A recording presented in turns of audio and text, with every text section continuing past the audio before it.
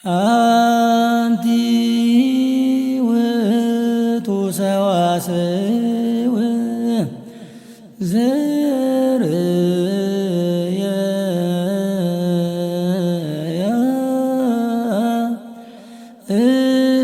ያዕቆብ እምድር ዘይበስስ እስከ ሰማይ ወመላእክተ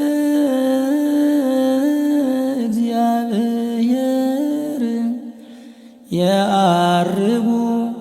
ወይወርዱ ውስቴታ ሰአሊ ለነ ቅድስት ወወልድ ወመንፈስ ቅዱስ አሐዱ አምላክ። ክቡራን ምእመናን ምእመናት ሊቃውንተ ቤተ ክርስቲያን ጠቅላላ ደቂ እግዚአብሔር እንኳዕ ናብ ብርሃነ ትንሣኤሁ ናብ ቀዳም ስዑር በሰላምን ብህይወትን ብኽብርን ሞገስን አጽንሐና አጽንሐካትኩም። ዲያብሎስ ዝተኣሰረሉ ሲኦል ዝተዓፀወትሉ ገነት ዝተኸፈተትሉ መድኃኔ ዓለም ክርስቶስ ተቐዳም ኣብ መካነ መቃብር ደቂሱ ዓሪፉ ዝወዓለሉ ዕለተ ሰንበት ደሞ ካብ ሙታን ተፈልዩ ዝተለዓለሉ ዕለት ናይ ሰላም ናይ ብስራት ናይ ሓጎስ ዕለት እዩ እሞ ናብዚ ዕለት እዚ እንኳዕ ኣብፅሐና እንኳዕ ኣብፅሐካትኩም። እሞ ሎማዓንቲ ድማ ቀዳም ስዑር ዝብል ብትስም ባዕሉ ቀዳም ስዑር ዝብል ስም እዩ ዘለዎ። ትሰም ንሱ ንምንታይ ቀዳም ስዑር ተባሂሉ ብኡ ጀሚርና ኢና ክንመሃር ክንነጋገር። ሰሙን ሕማማት ተፈፂሙ ዓርቢ ምሸት ንስየብሖ ለእግዚአብሔር ስቡሐ ዘተሰብሐ ተባሂሉ ምስ ተዘመረሉ ለይቲ ቀዳም ደሞ ካብ ሰዓት 6 ጀሚሩ ናይ ባዕሉ ዝኾነ ኣገልግሎት ኣለዎ። እዚ ድማ ብማህሌት ብከበሮ ብፀናፅል ሊቃውንቲ ምሉእ ለይቲ ብዝማሬ እዮም ዝሓድሩ። ብቅዱስ ያሬድ ስርዓት ንህነሰ ንሰብክ ክርስቶስሃ ዘተሰቅለ እናበሉ እዝሊ ዝበሃል ኣሎ፣ እስመ ለዓለም ዝበሃል ኣሎ፣ አቡን ዝበሃል ኣሎ፣ ሰላም ዝበሃል ኣሎ። ጠቕላላ በብክፍሉ እናተዘመመ እናተዘመረ እናተመርገደ ብኸበሮ ብፀናፅል ብማህሌት እዩ ዝሕደር። ኣብ መጨረሻ መዋስእቲ ዝበሃል ካብቶም 5 ናይ ዜማ መጻሕፍቲ ናይ ቅዱስ ያሬድ እቲ ሓደ ዝማሬ መዋስእቲ ዝበሃል ኣብዚ ዘይተርፍ እዩ። እስካብ 24 ዝኣክል መዋስእት 24 ክፋል መዋስእት ዝበፅሐሉ እዩ። እዚ ንስርዓተ ሙታን ዝበፅሕ ፀሎት እዩ። ልክዕ ክርስቶስ እውን ከም ሰብ ኮይኑ ብስርዓተ ሙታን ኣብ መቃብር ዝወዓለሉ ስለዝኾነ ምስኡ ተታሒዙ ማለት እዩ። እና ብጠቕላላ እዛ ዕለት እዚኣ ቀዳም ስዑር እያ ትበሃል። ንምንታይ እያ ቀዳም ስዑር ተባሂላ?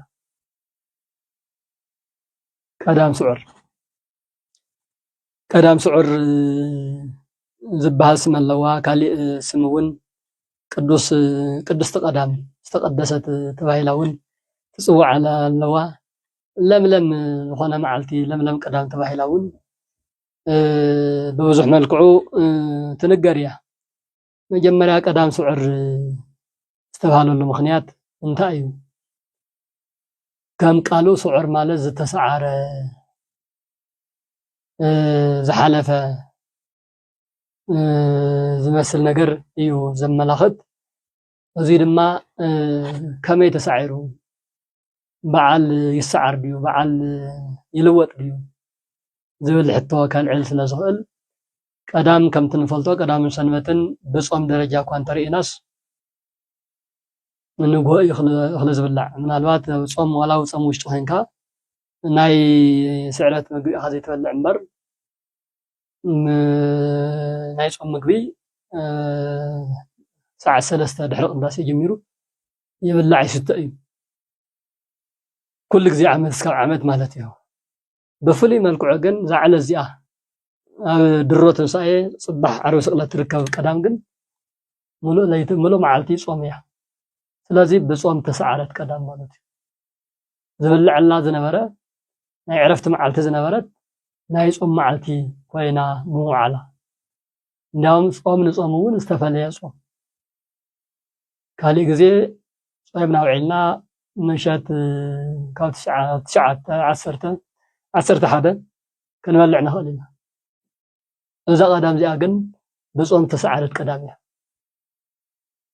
ስለዚ ዓርቢ ዝኸኣለ ሓሙስ በሊዑ ዓርብን ቀዳምን ጾሙ ይቕኒ ዘይከኣለ ዓቕሚ ዝሓፀሮ ድማ ዓርቢ ምሸት በሊዑ ቀዳም ምሉእ መዓልቲ ጾይሙ ይውዕል ሰንበት ድሕሪ ቅዳሴ ስጋው ደሙ ተቐቢሉ ኣክፍሎት ይበሃል ጠሊቁ ውዒሉ ይበሃል ብትግርኛ ጠሊቁ ምናልባት ኣብ ትግርኛ ባዕላ ፅሩይቲ ድያ ኣይኮነትን ከም ዘለዋ ትኾን እሞ ኣማርኛ ኣክፍሎት እዩ ዝበሃል ትግርኛ ካሊእ ቋንቋ እውን እንተልይዎ ብዘየገድስ ዘይሩ ግን ጾሙ ዝውዕለሉ ምሉእ መዓልቱ ጾሙ ውዒሉስ ምሸት እውን ዘይድረረሉ ስለዚ ቀዳም ተፀይማ ዘይትፈልጥ ቀዳም ብጾም ዝተሰዓረት ቀዳም ንምባል ቀዳም ስዑር ተባሂላ ብወለድና ይትበሃል ይንገረና ማለት እዩ ነዚ መጽሓፍ ቅዱሳዊ ዝኾነ መረዳእታ ኣይነቕርብን ሃይለ ቃል ኣይንጠቅስን ግን ካብ ወለድና በተውፊት ብስርዓት ኣበው እናተዛመደ እናተመሓላለፈ ዝመፀ ብተግባር ዝተረከብናዮ ቃል ኣቦታትና እዩ ምናልባት ኣክፍሎት ጾምካ ምዓል ካብ ቅዱሳን ሃዋርያት ቅድስቲ ድንግል ማርያም ብላይ ያዕቆብ ወሁቡ ለእግዚእነ ንሱ ብዘፍለቆ ሓሳብ ጎይታይ መምህረይ ኣብ ሳልሳይ መዓልቲ ክትስእ እየ ኢሉ እንትናገር ሰሚዐ እየ እዚኣ ደሞ ክትከውን እያ ስለዚ ናይ ጎይታይ ትንሳኤ እንተይረኣኹ ኣነ ክበልዕ ኣይደልን ኢሉ ካልኦት ሃዋርያት ብምሎ ንሕና እውን ከማኻ ኢሎም ሓሙስ ዝበልዑ ዓርብን ቀዳምን ተይበልዑ እዮም ውዒሎም እዚ ኣብ ግብረ ሕማማት ዝተፃሓፈ ታሪክ ኣሎ እዩ እቲ ቀዳም ስዑር ዝበሃል ግን በዚ መልክዑ እዩ ተሰይሙ ማለት እዩ ካልእ ደሞ ቀዳም ስዑር ማለት ትክክለኛ ትርጉሙ ትክክለኛ ሰዋሰዋዊ ግስ ዘለዎ ቀዳም ስዑር ማለት ለምለም ቀዳም ማለት እዩ ስዑር ማለት ለምለም ማለት እዩ ነዚ እውን መጽሐፍ ቅዱሳዊ ቃል እንተደሊና ውስተ ብሔር ስዑር ህየ ይሃድረኒ ኣብ መዝሙር 22 እግዚአብሔር የርአየኒ ወአልቦ ዘይሃጣኒ እግዚአብሔር ሓላውየ እዩ ዘስእነኒ ነገር የለን ውስተ ብሔር ስዑር ህየ ይሃድረኒ ኣብ ለምለም ሳዕሪ ስዑር ማለት ሳዕርን እዩ ዘረቐ ሳዕሪ ኣይኮነስ ለምለም ሳዕሪ ማለት እዩ ኣብ ለምለም ሳዕሪ እዩ ዝሕድረኒ ኣብ ለምለም ሰቲ ሰማይ ዝተነፀፎ ደስ ዝብል ቦታ እዩ ዘንብረኒ ኢሉ ናይ ገነት መነባብሮ ምስ እግዚአብሔር እንድሕር ሃልዩ ምስ እግዚአብሔር ዝኾነ ሰብ ናይ መጨረሻ መነባብሩ ኣብ ለምለም ቦታ ምዃኑ እንትገልጽ ዋላ እኳ ብፀልማት እንተሓለፍኩ ዋላ እኳ ፈተና እንተተፈተንኩ እግዚአብሔር ሓላውየ ስለ ዝኾነ እግዚአብሔር ሙሳይ ስለ ዝኾነ ኣብ ለምለም ቦታ እዩ ዘስፍረኒ ክብል ስዑር ኢልዎ ኣሎ ስዑር ማለት ለምለም ማለት እዩ ዋላ ኣብ ትግርኛ ቋንቋና እንተመፂናስ ሓደ ምናልባት ኣብ ገጠር ዝዓበኹም ናይ ገጠር ባህል በደንብ ትፈልጡ ሓድሽ ቀሪም ወይ ማሽላ ተቆሪፁስ እቲ ለምለምቲ ኣገዳ ዘለዎ ተሳዒሩ ዶ ተሰዓረን ዳገለ ዝመራ ይባሃል ተሳዒሩ ማለት ተሸኒፉ ማለት ንምባል ኣይኮነን ሳዕርስ ለምለም ሳዕርስ ክፍቲ ዶ ኮይኑ እንስሳትና እቲና ክንጥቀመሉ ክበልዓሉ ክሰትያሉ ንምባል እዚ ስዑር እዩ እዚ ማለት ለምለም እዩ ማለት እዩ ብምንም ዘይተደፈረ ዝብላዕ ናይ እንስሳ መኖ ብበዝሒ ዘለዎ ንምባል ኣብ ናይ ገለ ስዑር ይበሃል እዩ እና ቀዳም ስዑር ማለት ትክክለኛ ስሙ ለምለም ዝኾነ ገነት ዝኾነ ምቹው ዝኾነ ባይታ ማለት እዩ እዚ ድማ ምስ ኦሪት ዘፍጥረት ምዕራፍ 7 ምዕራፍ 8 ኣብ ክልቲኡ ምዕራፍ ዝተዘርገሐ ዝተመዝገበ ቃል ኦሪት ቃል መጽሐፍ ቅዱስ ኣሎ ስውን ናይ ኖህ ርግቢ ዝገበረቶ መልእኽቲ እዩ ምክንያቱ 40 መዓልትን 40 ለይትን ማይ ኣይህ ዝበሃል ሓያል ክፉእ ማይ ናይ ጥፍኣት ማይ ናይ መቕፃዕቲ ማይ ኖርማል ማይ ዘይኮነስ ብጣዕሚ መፀገሚ ዝኾነ ማይ እዩ ግን ብላዕሊ ብ7 መሳኹቲ ብ7 መሳኹቲ ብታሕቲ ብ7 መሳኹቲ ብ77 መሳኹቲ ብላዕልን ብታሕትን ገሊኡ ዝሑል ማይ ገሊኡ ዝሞቐ ትኩስ ማይ ናብዚ ዓለም እዚኣ ብታሕትን ብላዕልን ፈሊቑ እዛ ዓለም እዚኣ ከም ዘይነበረት ዝተደምሰሰትሉ ግዜ እዩ ነይሩ ኣብ ዘመነ ኖህ ሸሞንተ ርእሱ ካብ እንስሳት ካብ ኣራዊት እውን ተን ንጹሃን ዝበሃላ ዝብልዓ እንስሳት 7 ዝተረፈ ግን ከክልተ ንዘርኢ ዝኣክል ሰብሲቡ ናብ መርከብ ኣትዩ ብመርከብ ዝደሓነሉ ኩነታት ከም ዘሎ ኩላኻትኩም ትፈልጥዎ ትርድእዎ ነገር እዩ ኣብ መጨረሻ ግን 40 መዓልትን 40 ለይትን ዝዘነመ ዝናብ ንሓደ ዓመት ዝኣክል እዩ ኣብ ልዕሊ መሬት ሰፊኑ ነጊሱ ፀኒሑ ስለዚ እስትንፋስ ዝበሃል ፍጥረት ዝበሃል ኣይተረፈን ሽዑ ኣብ መርከብ ዝኣተወቶ ዘይኮይኑ ካብ መርከብ ወፃኢ ዘሎ ኩሉ ነገር ዝተደምሰሰሉ እዩ ተዓለመ ሕዚ ንሪኣ ሓደ ዓብይ ኮረብታ ሓደ ብጣዕሚ ዝጠለቐ ጉድጓድ ሽዑ ናይ ማይ ኣይህ ዝፈጠሮ ተረፍ ማይ ኣይህ እዩ ብጣዕሚ እዞም ሩባታት ንሪኦም ብጣዕሚ ሽምቲ ሸለቆን ካልእን እናበልና ንፅውዖም እንደገና ዓበይቲ ጎቦታት ካሊማንጀሮን ካልእን እናበልና ንፅውዖም በቲ ናይ ጥፍኣት ማይ ሽዑ ዝወረደ መከራ እዩ በሰልኡ ገዲፉልና ኸይዱ ማለት እዩ ድሕሪኡ እውን እናተወሰኸ ውሕጅን ካልእን ዝውስኸሉ ነገር ክህሉ ግዲ እዩ እና ኣብ መጨረሻ እቲ ማይ ኣይህ መጉዳል ምስ ጀመረ ኖህ ናብዚ ዓለም እዚኣ እንደገና ክወርድ ክኽሰት ስለ ዝነበሮ ቅድሚ ኖህ ግን ቁራ ዲና ንብሎ ኮኽ ተላኢኹ እዩ ናይ ባዕሉ መልእኽቲ የብፅሕን ናይ ቁራ መልእኽቲ ተባሂሉ እስካብ ሕዚ ዝንገረሉ እዩ ኖህ ግን ርግቢ ግን ሓደ ግዜ ወፂያ መዕረፊ ስእና ተመሊሳ ንገዘና ብድሕሪ ሰሙን ተላኢኻ ከይዳ ግን ማይ ኣይህ ከም ዝጎደለ ዓበይቲ ኣእዋማት ከም ተርኣዩ ለምለም ዛፋት ሓልሓሊፎም ከም ተርኣዩ ብቻስ ሃፀ ማይ ኣይህ ነትገ ማይ ኣይህ ናይ ጥፍኣት ማይ ጎዲሉ ኣሎ ናይ ጥፍኣት ማይ በቃ ኣብቂዑ ሕዚ ናብ ሰላማዊ መሬት ናብ ሰላማዊ ዓዲ ናብ ሰላማዊ መነባብሮ ምምላስ ንኽእል ኢና እንትትብል ቆፅሊ ዕፀ ዘይቲ ናይ የውሊዕ ቆፅሊ ለምለም ቆፅሊ ሒዛ የምስራች እንኳዕ ደስ በለካ ናብ ዓድኻ ክትምለስ ኢኻ ሰላም ኮይኑ እዩ ዝብል ናይ ምስራች ለምለም ዝኾነ ቆፅሊ ሒዛ መፅያ ኣብሲራቶ እያ ስለዚ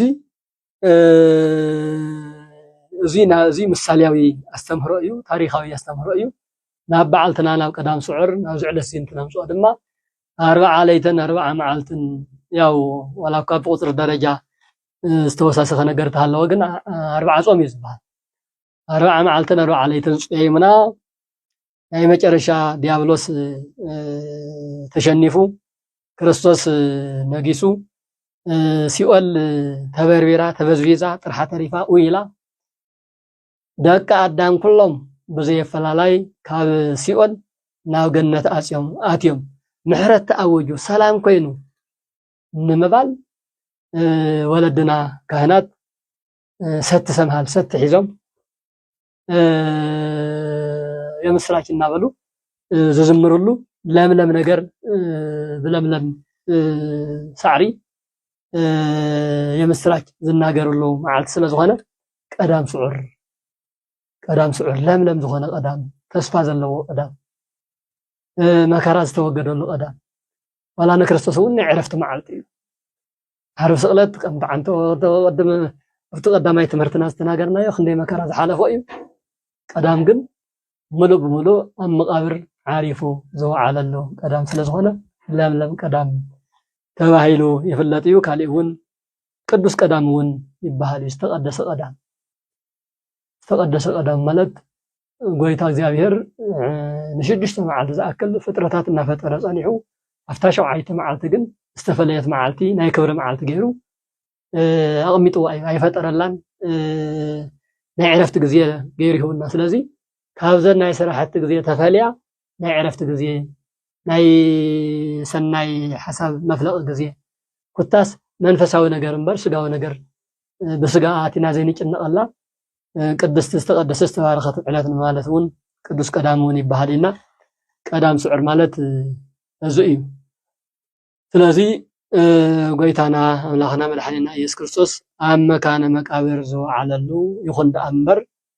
ንቅድስቲ ድንግል ማርያም ወላዲተ ኣምላክ ካብቲ ዓርቢ ምሸት ጀሚረን ናብ መቃብር እናተመላለሳ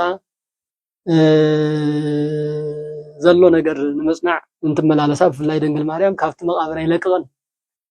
ኢላ ኣብቲ መቃብር ኮይና እንትጽሊ ክርስቶስ ኣብ ዘለዎ ኮይኑ ከም ተገለጸላ ኣጀኺ ከም ዝበላ ከም ዘጽናዕናዓ ናይ ትንሳኤኡ ዝገሃደሉ መዓልቲ ዝተወሰኑ ሰዓታት ከም ዝቐረዮ እቲ ግብረ ሕማማት ዝበሃል መፅሓፍና ብደንቢ ይሕብረልና ኢና ናይ ምስራት መዓልቲ እውን እዩ ንዓይኒ ሰብ እዩ ዘይተገሃደ እምበር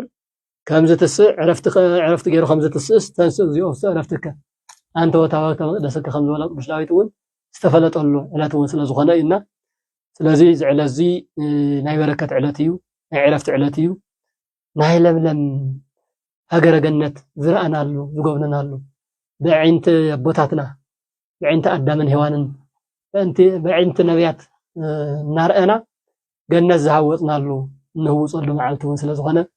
ቀዳም ስዑር ተባሂሉ እዩ ዝግለፅ እሞ ናብዛ ዕለት እዚኣ እውን እንደገና ብክብርን ብሰላምን ዘፅንሐና ኣምላኽና ዝተባረኸ ዝተቀደሰ ይኹናልና